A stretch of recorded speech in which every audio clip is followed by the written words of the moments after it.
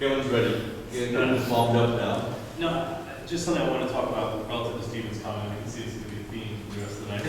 But I'll continue it downstairs afterwards. But no, I think one of the things that you talked about was aligning yourself with the corporate strategy. I would completely agree with. The risk I would see though is that the corporate strategy near term is cash creation or cash conservation.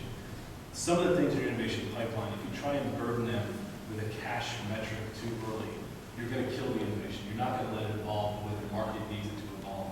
And you're better off taking that idea and saying, we're going to suspend development of that idea for 6 months until the corporation is ready to give it the latitude it needs, then attempt to apply a universal cash metric to everything in the portfolio. Because unfortunately, certain things that really should not be applied at that stage will get killed, and you're damaging your competitiveness 18 months from now because of that process. So that's just one.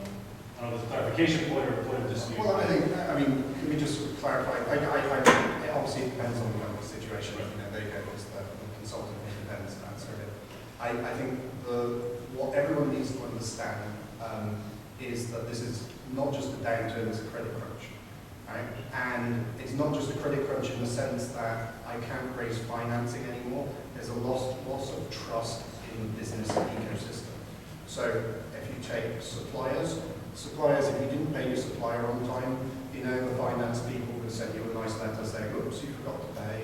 And, you know, the logistics part, you didn't even know you were late on your payments. Now the suppliers finance, if you're a day late, you can't get your hands on your goods. You know, the customers are all phoning you up saying, I want to renegotiate my payment terms, I want to renegotiate my price. So the cash flow squeeze on the business is, you know, it's almost a perfect storm because my revenues are typically going down. You know, banks are not stepping up to the mark with additional financing for working capital, and my working capital requirements are going up because, you know, my suppliers want the money before they'll ship the goods, and my customers want to pay me, you know, a year ago. So as a CEO, cash is like just a disastrous situation, you know, for the average small and medium enterprise, which is why, you know, I think for the majority of small businesses, medium businesses, you know, you're so focused on what my monthly cash flow is more than you ever have been before.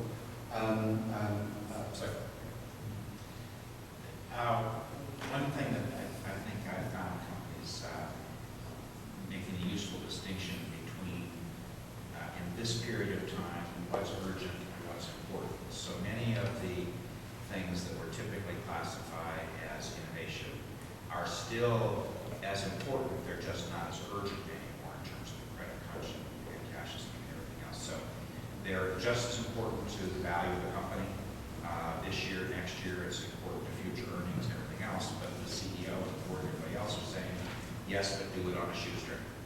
So lean innovation, finding ways to keep things alive while we generate cash, doing things obviously that help on the cash side. So recognizing what's urgent is what you have to focus on now, but don't lose track of what's important because the long-term value of the company is going to be determined by that. So lean innovation, ways to do things on a shoestring, becoming incredibly important during a recession, and therefore making sure the strategic alignment, you're always thinking both about importance and urgency in terms of what you do, how you prioritize your spending, how you prioritize your time and your partnerships and everything else. Great. Thanks. Anybody else want to add anything? Kind of a really wide range of answers over here, but if I can put my arms around what I did here was there is a portfolio of activities on innovation which companies are pursuing, and the smart companies are going to basically deprioritize those which are costly, are not going to get you very quick to a result. And therefore you want to basically postpone them or delay them. Pay attention to the ones which are near term, pay attention to the ones that can give you some results. There was a point where you have to be careful not completely overly focusing and aligning with the strategy. I think the portfolio allows you to do that, where you align with the strategy by focusing on the near term stuff without actually killing what Ron said, what is needed for the long term. You keep both of those things going on together to make sure it goes on, make sure that you have something when you do come out of this downturn.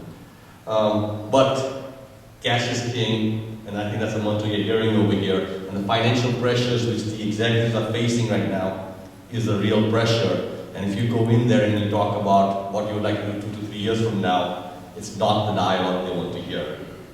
And so you'll probably be chased out of that, out of the whole thing. But all those innovation projects are still important because they do add value to the NPV or the price to earnings ratio of the organization.